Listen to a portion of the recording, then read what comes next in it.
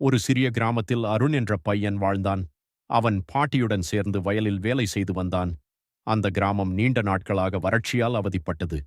மக்கள் தண்ணீர் இல்லாமல் திண்டாடினர். ஆனால் அருண் மட்டும் நம்பிக்கையை இழக்கவில்லை.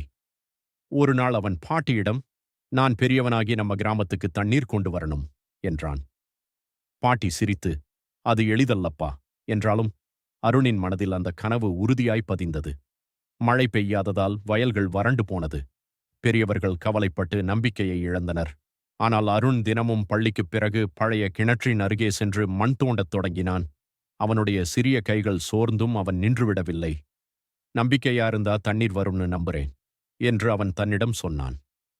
சில நாட்கள் கழித்து அவன் தோண்டிக் கொண்டிருந்த போது திடீரென மண்ணிலிருந்து ஒரு துளி தண்ணீர் வெளியே வந்தது.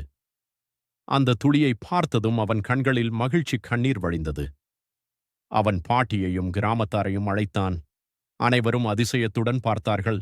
சிறிய கிணற்றிலிருந்து மெல்ல மெல்ல தண்ணீர் மேலே வரத் தொடங்கியது. அந்த நாள் முதல் அந்த கிணறு கிராமத்துக்கு புதிய உயிர் தந்தது. மக்கள் அருண் கிணறு என்று அதை அழைத்தனர்.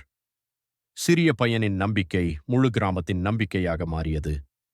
பாடம்: எந்த சூழ்நிலையிலும் நம்பிக்கையை இழக்காதே. சில நேரங்களில் ஒரு துளி நம்பிக்கை ஒரு பெருங்கடலாக மாறும்.